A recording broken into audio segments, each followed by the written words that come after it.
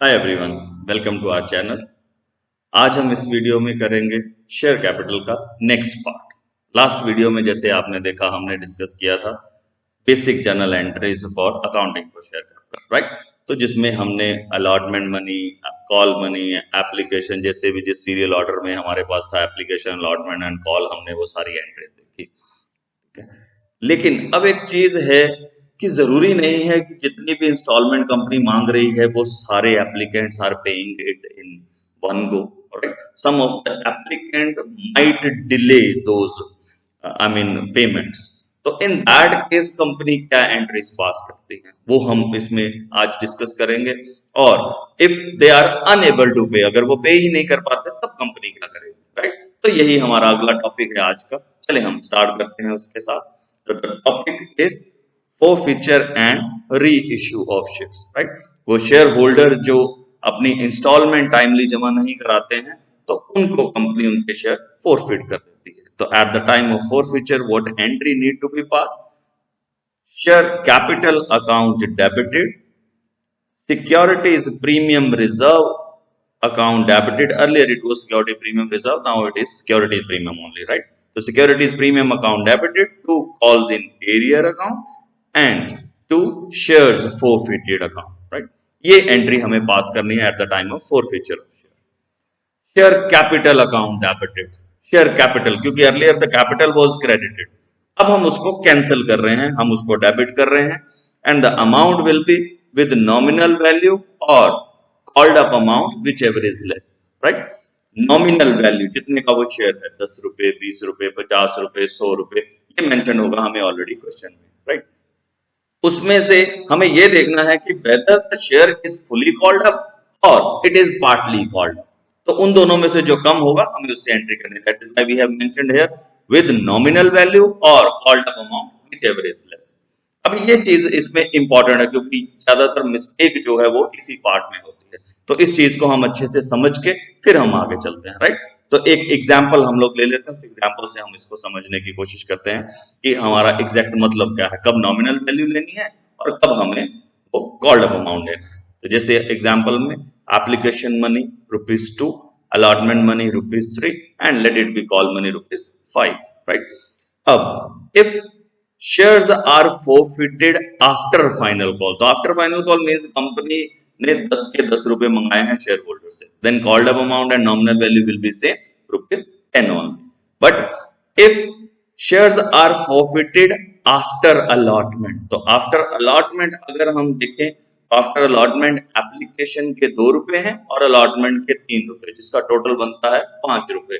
तो in that case called up amount will B ₹5 only, ठीक है। तो उस केस में हम उसको सिर्फ ₹5 से डेबिट करेंगे।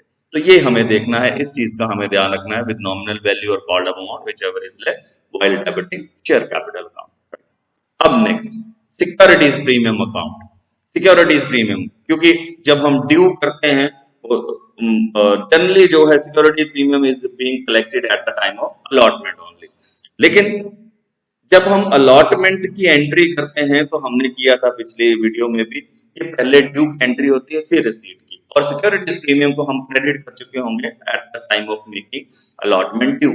तो सिक्योरिटीज प्रीमियम भी क्रेडिट हो चुका है, अब हमें वो अमाउंट मिला नहीं तो हमें इसको कैंसिल करना पड़ेगा। That is why securities premium account is debited. लेकिन अगर उस शेयर होल्डर के अलॉटमेंट के टाइम पे एरियर ही नहीं थे तो ही उसने जो है वो अपना अलॉटमेंट पे कर चुका होगा वो अपना, राइट। तो इन दैट के security premium account will not be debited. तो ये हमें ध्यान रखना है। That is why we have mentioned securities premium account will be debited only if unpaid. अगर वो पे कर चुका होगा फिर हमें इसको डेबिट करने की जरूरत नहीं है, right. Then calls in arrear, calls in arrear unpaid amount जो उन्होंने पे नहीं किया उसको हम लोग बोलते हैं कॉल्स इन एरियर। उसको हम एक सेपरेट अकाउंट में पोस्ट कर देते हैं known as calls in arrear account. तो वो कॉल्स इन एरियर अकाउंट में जितना पैसा होगा उसको भी कैंसिल कर लें। Earlier calls in arrear account was debited, now हम उसके शेयर फॉरफिट कर रहे हैं तो उसको क्रेडिट करके उस अकाउंट को भी हम क्लोज कर रहे हैं। तो to calls in arrear account credited with the amount unpaid, right? Now share forfeited account, the last account in this entry, you can calculate it as balancing figure, share capital plus securities premium less calls in arrear account। लेकिन आप इसको recheck भी जरूर कीजिए। Share forfeited account में amount है which is being paid by that applicant, right. जो उसने अमाउंट पे कर दिया है वो अमाउंट अब कंपनी फॉरफिट कर लेगी, वो अमाउंट इधर अपीयर करेगा शेयर फॉरफिटेड अकाउंट। तो ये थी entry for forfeiture of share. अगर शेयर प्रीमियम पे इश्यू नहीं किए, क्योंकि हमने इश्यू के टाइम पे दो एंट्रीज की थी, shares can be issued at par और एट प्रीमियम। अगर तो प्रीमियम इश्यू किए हैं तो फिर हमें चेक करना है सिक्योरिटीज प्रीमियम को डेबिट करना है या नहीं करना है।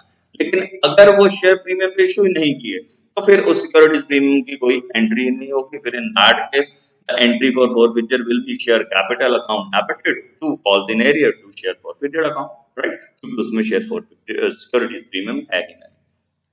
अब at the time of reissue of share, जैसे इश्यू के टाइम पे 2 केसेस थे, री इश्यू के टाइम पे we have 3 cases, issue at par, reissue at premium and reissue at discount. Reissue जो है at the time of reissue, the companies act 2013 give us option for reissue at discount also.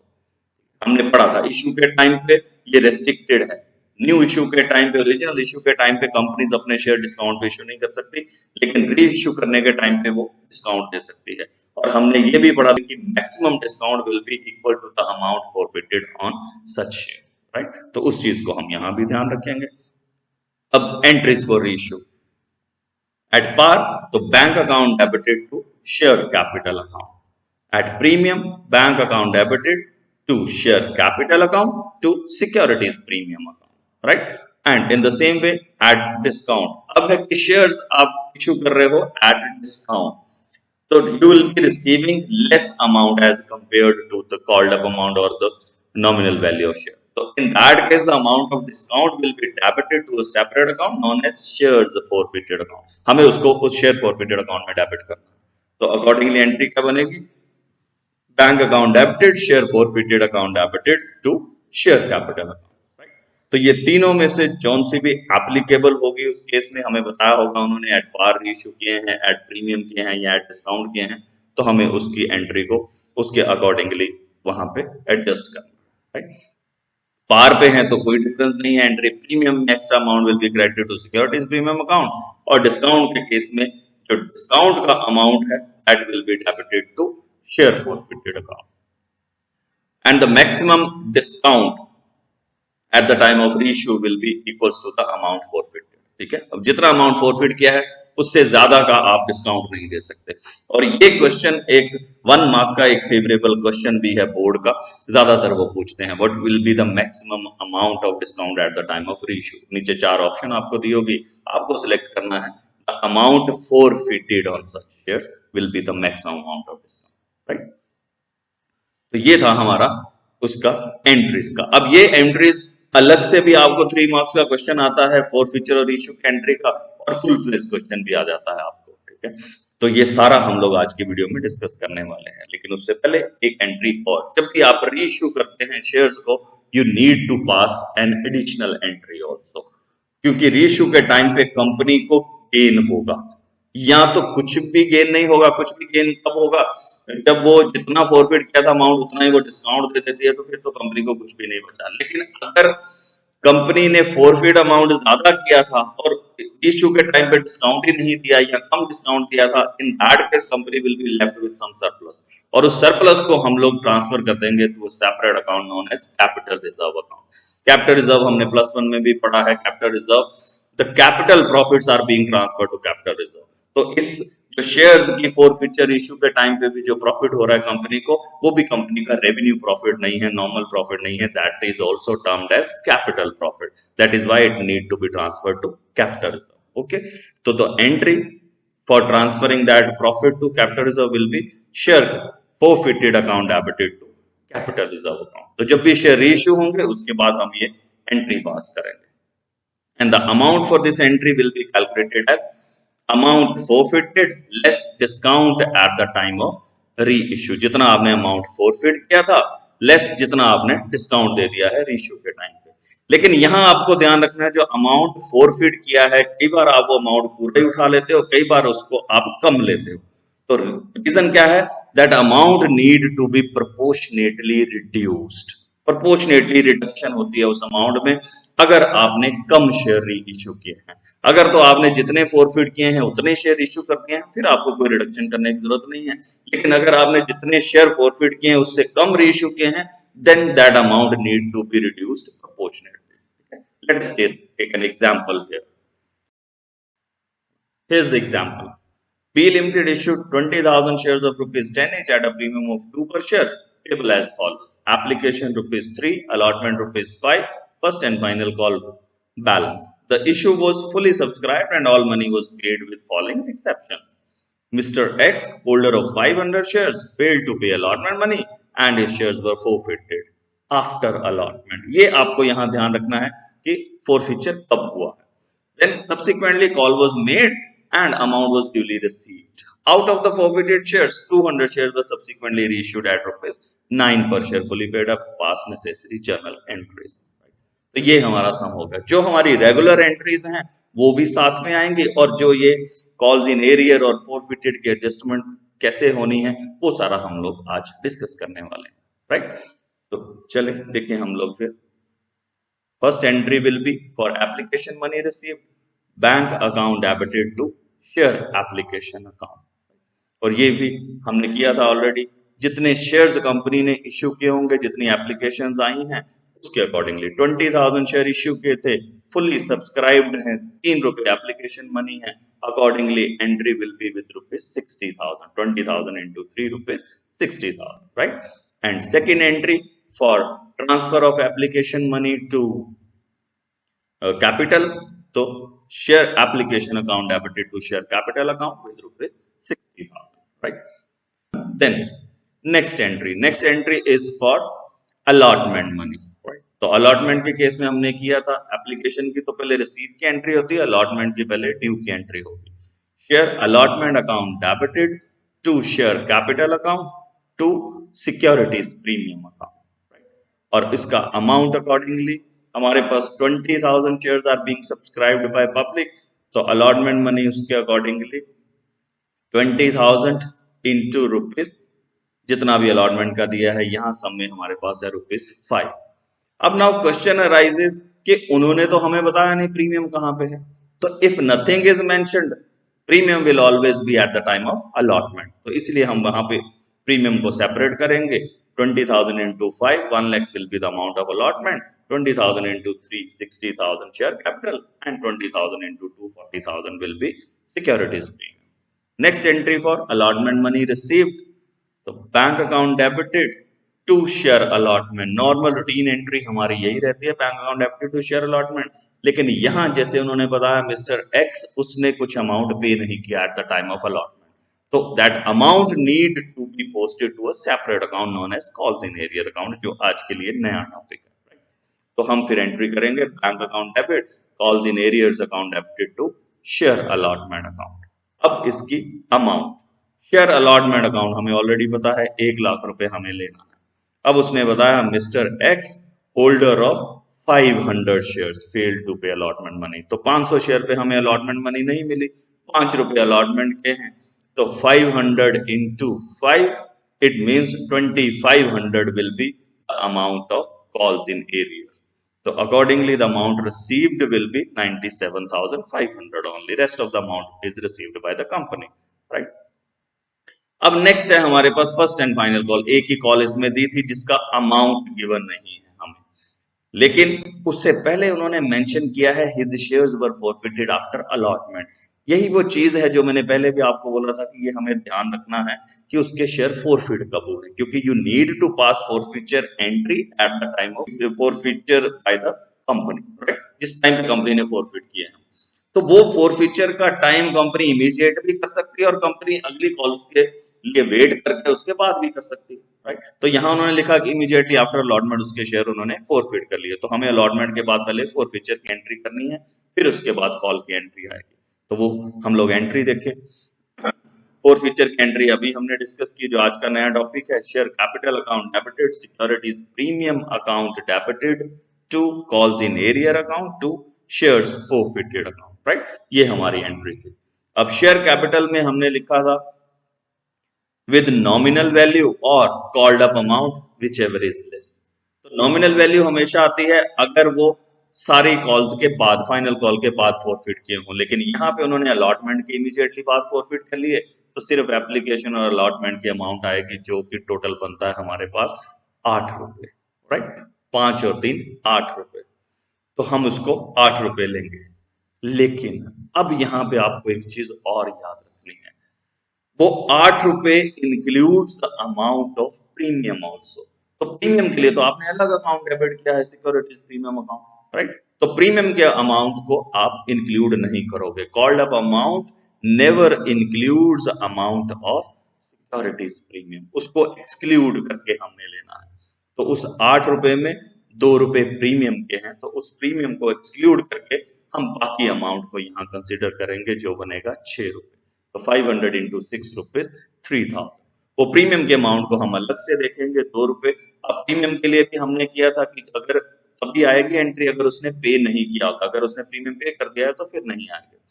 लेकिन क्योंकि हम यहाँ पे देख रहे हैं कि मिस्टर एक्स ने अलॉटमेंट ही पे नहीं की, तो अलॉटमेंट ही पे नहीं की इसका मतलब उसने प्रीमियम भी पे नहीं किया, तो accordingly securities premium account will be debited with ₹2। 500 उसके शेयर्स हैं, 2 रुपए के साथ 1000 amount will be debited to securities premium account.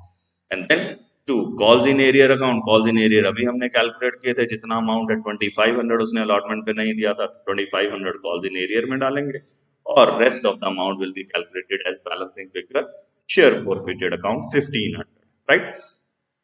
अब इस 1500 को हमने एज बैलेंसिंग फिगर कैलकुलेट कर लिया, हम चेक भी कर सकते हैं। तो चेक करने के लिए क्या है, हम शेयर फॉरफिटेड में अमाउंट जाता है जितना उसने पे किया होगा। अब उस बंदे ने, मिस्टर एक्स ने अलॉटमेंट ही पे नहीं की, तो इसका मतलब उसने सिर्फ एप्लीकेशन मनी पे की है, और एप्लीकेशन मनी की अमाउंट है 3 रुपए। तो 500 उसके शेयर हैं, 3 रुपए उसने पे किए हैं, total 1500 is being paid by Mr X which has been forfeited by the company. इसलिए हमारे पास शेयर फॉरफिटेड अकाउंट में 1500 रुपीज आ रहे हैं, राइट। तो ऐसे करके हमने उस अमाउंट को चेक भी करना है। ऐसे चेक कर लोगे तो वो आप श्योर हो जाओगे कि आपकी जो सारी अमाउंट्स आपने कैलकुलेट की हैं वो सही है, राइट। तो अब है हमारे पास नेक्स्ट जो कॉल की एंट्री। तो share first and final call account debited to share capital, normal entry, क्योंकि प्रीमियम 2 रुपए था, already been collected by company at the time of allotment, तो कॉल पे कोई प्रीमियम ही नहीं है, तो सिंपल एंट्री हो गई, share first and final call account debited to share capital. अब है अमाउंट ऑफ फाइनल कॉल, वो कितना है, क्योंकि वो मिसिंग है, हमें सम में दिया ही नहीं, तो हम चेक करते हैं अमाउंट ऑफ फाइनल कॉल कितना। अब हम देखें तो 10 रुपए का शेयर कंपनी ने इश्यू किया है और 2 रुपए प्रीमियम है, तो टोटल 12 रुपीज जो है वो कंपनी ने कलेक्ट करने, राइट। जिसमें 3 रुपए एप्लीकेशन के हो गए, 5 रुपए अलॉटमेंट के हैं, टोटल 8 रुपए कंपनी ने ले लिए अब तक, और बाकी जो बैलेंस बचा that was for final call, और वो बैलेंस कितना हुआ 4 रुपए ऑब्वियसली, राइट। 8 + 4 12, तो अकॉर्डिंगली फाइनल कॉल की अमाउंट। फाइनल कॉल के लिए हमारे पास नंबर ऑफ शेयर्स कितने हैं, नंबर ऑफ शेयर्स वैसे हमें दिए थे सम में 20,000, लेकिन यहाँ आपको याद रखना है कि अगर आपने कुछ शेयर पहले फॉरफिट कर लिए हैं तो वो शेयर्स को हमें कम करके फिर बैलेंस अमाउंट को हमें बैलेंस नंबर ऑफ शेयर्स को यूज करना है फॉर फाइनल कॉल, राइट। तो अब हमारे पास 500 शेयर हम फॉरफिट कर चुके हैं, तो अकॉर्डिंगली फाइनल कॉल की अमाउंट आएगी 19,500 into 4 which comes out to ₹78,000। तो फाइनल कॉल ड्यू विद ₹78,000, और जब हम फाइनल कॉल को रिसीव करेंगे तो in that case entry will be bank account debited to share first and final call, right, with same amount. क्योंकि यहाँ कोई कॉल इन एरियर नहीं है हमारे पास, तो द सेम अमाउंट जो हमने ड्यू किया था 78,000 will be received as it is by the company, right, 78,000। अब है कि वहां पे मेंशन किया है shares are reissued by the company, right. तो रीइश्यू के टाइम पे उसने सिर्फ 200 शेयर्स रीइश्यू किए हैं, फॉरफिट 500 शेयर किए थे, जरूरी नहीं है कि सारे के सारे शेयर वो इकट्ठे रीइश्यू कर दिए, तो उन्होंने 200 शेयर इश्यू किया अभी 9 रुपए के हिसाब से fully called. It means company 1 रुपए डिस्काउंट दे रही है at the time of reissue of share, और डिस्काउंट के केस में रीइश्यू के टाइम पे अगर डिस्काउंट है तो हमने अभी एंट्री डिस्कस की है, वो एंट्री होगी bank account debited share forfeited account debited to share capital account, right. Bank में आएगा जितना अमाउंट रिसीव किया है, 200 शेयर रीइश्यू किए हैं 9 रुपए के हिसाब से, तो 200 into 9 इट मीन्स कंपनी ने 1800 रुपीज रिसीव किए हैं eight the time of reissue. And share forfeited account will be debited with amount of discount, जो कि 1 रुपए है। 200 into 1 200 रुपए डिस्काउंट में, और शेयर कैपिटल में फिर टोटल 2000 अमाउंट आ जाएगी। ठीक है, अब एक रीइश्यू के बाद में one last entry we have to transfer the amount of profit to capital reserve, right. तो entry for that will be share forfeited account debited to capital reserve account. अब यहां पे हमने लिखा था amount forfeited less discount at the time of reissue, right. उनका difference को हम लोग कैपिटल रिजर्व में डालते हैं। अमाउंट फॉरफिटेड कितना है इस केस में अगर हम देखें तो हमारे पास अमाउंट फॉरफिटेड है, जो हमने एंट्री पास की थी फॉरफिचर की 1500 rupees amount forfeited by the company, और जो हमने रीइश्यू पे डिस्काउंट दिया है वो डिस्काउंट है 200 रुपीज। तो उसके अकॉर्डिंगली बनता है 1500 लेस 200 1300 कैपिटल रिजर्व का। लेकिन जैसे हमने किया था कि forfeited amount need to be reduced proportionately if all the shares are not reissued, तो जैसे यहाँ पे है जो 1500 रुपए है फॉरफिटेड अमाउंट वो 500 शेयर्स के हैं, जबकि जो डिस्काउंट है वो सिर्फ 200 शेयर्स का है। तो जो अमाउंट फॉरफिटेड है वो हमें रिड्यूस करना पड़ेगा, और उस रिडक्शन के लिए हम एक फॉर्मूला यूज कर सकते हैं, amount forfeited divided by number of shares forfeited into number of shares reissued. तो बाय यूजिंग दैट फॉर्मूला हम वो अमाउंट को प्रोपोर्शनेटली रिड्यूस कर देंगे। 1500 हमने फॉरफिट किया था 500 शेयर्स के बदले में, तो 200 शेयर्स के बदले में वो बनता है 600। तो 600 minus 200 will be the amount of capital reserve, that is ₹400, right. तो इस तरह से हम लोग लास्ट एंट्री कैपिटल रिजर्व की पास करेंगे। तो ये है हमारे पास entries for forfeiture and re issue. ठीक है, एक बार हम लोग उस एग्जाम्पल को रिकॉल करें तो हमारे पास जैसे ये एग्जाम्पल थी 20,000 शेयर उन्होंने इश्यू किए थे, 10 रुपए का एक है, 2 rupees premium, 3 on application, 5 on allotment and 5 first and final call का हमने अमाउंट निकाला था which was ₹4। Issue was fully subscribed. Exception थी mister X holder of 500 share fail to pay allotment money, और उसके शेयर फॉरफिट कर लिए हमने आफ्टर इमीडिएटली आफ्टर अलॉटमेंट। और फिर हमने कॉल की बाय द कंपनी और उसको कॉल मनी सारी रिसीव हो गई, 200 शेयर हमने रीइश्यू कर दिया एट ₹9। तो हमने क्या एंट्रीज पास की हैं, we go through with those entries again. Bank account debited to share application account with ₹60,000, share application account debited to share capital account 60,000, share allotment account debited to share capital to securities premium, क्योंकि premium पे था तो इसलिए हमने उसकी entry की premium की। Then amount जब अलॉटमेंट का रिसीव करने लगे तो there were call in arrear, 500 shares थे मिस्टर एक्स के जिसने अलॉटमेंट मनी नहीं दी, 5 रुपए उसकी अलॉटमेंट मनी का अमाउंट है, तो 2500 एरियर्स आ गए एट दैट टाइम। फिर आफ्टर अलॉटमेंट हमने उसको फॉरफिट कर लिया, तो फॉरफिचर के टाइम पे हमारे पास एंट्री बनी share capital account debited securities premium to call in arrear to share forfeited account, right. Share capital में कॉल्ड अप अमाउंट और nominal value whichever is less, although nominal value was ₹10, पर क्योंकि वो allotment के बाद ही forfeit हो गए थे इसलिए हमने वहां पे 6 रुपए लिए एक्सक्लूडिंग प्रीमियम। प्रीमियम के अमाउंट को हमने अलग से डेबिट किया 2 रुपए के साथ, और कॉल्स इन एरिया 2500 जिससे हमारा शेयर फॉरफिटेड आ गया ₹1500, राइट। उसके बाद हमने फर्स्ट एंड फाइनल कॉल की एंट्री की, जो कि अब हमारे पास शेयर रह गए थे 19,500, क्योंकि 500 shares were being forfeited by the company, तो 19,500 into 4 78,000 से हमने एंट्री की, और जो कि हमें पूरी अमाउंट रिसीव भी हो। फिर शेयर्स रीइश्यू किए गए 200 शेयर्स एट ₹9, तो 1800 रुपए बैंक में आए, शेयर फॉरफिटेड 200 एंड कैपिटल जो शेयर कैपिटल में 2000 amount, and the final entry amount for transfer of amount to capital reserve, तो वो हमने कैलकुलेट किया क्योंकि सारे share all the forfeited shares were not reissued by the company, तो हमने उस 1500 जो अमाउंट फॉरफिटेड था उसको प्रोपोर्शनेटली रिड्यूस किया। 1500 500 शेयर्स पे था, 200 शेयर्स पे कितना होगा वो प्रोपोर्शनेटली रिडक्शन करके हमारे पास अमाउंट बनता है 600, जिसमें से हमने डिस्काउंट ऑन रीइश्यू जो 200 दिया था वो लेस करके 400 रुपीज हमने ट्रांसफर किए फाइनली कैपिटल रिजर्व में, राइट। तो ये आपने देखा एंट्रीज जो हैं वो पहले जो बेसिक एंट्री से हमारी वो सेम रही, only figures are being change. और उसके बाद हमने जो एडिशनल एंट्री थी फोरफीचर और reissue and last entry for transfer of capital reserve वो हमने बीच में एडजस्ट कर दी जैसे उन्होंने हमें बोला। फोरफीचर की एंट्री एडजस्ट करेंगे जब वो फोरफीचर के लिए बोलेगा, रीइश्यू और कैपिटल रिजर्व की एंट्री जब वो हमें रीइश्यू करने के लिए बोलेगा। रीइश्यू जनरली वो हमें फाइनल कॉल के बाद ही बोलता है, राइट? तो हमने उसको रीइश्यू कर दिया, लेकिन ये कोई ऐसा प्राइमा फेसी रूल नहीं है कि reissue will be after the final call only, right? Company चाहे तो जैसे उसने फोरफिट किए उसके साथ ही वो इमीडिएटली रीइश्यू भी कर सकती है, तो हम सम में देखेंगे। लेकिन अच्छी बात क्या है कि एंट्रीज पे कोई इफेक्ट नहीं पड़ने वाला, सिर्फ अमाउंट में चेंजेस आएंगे।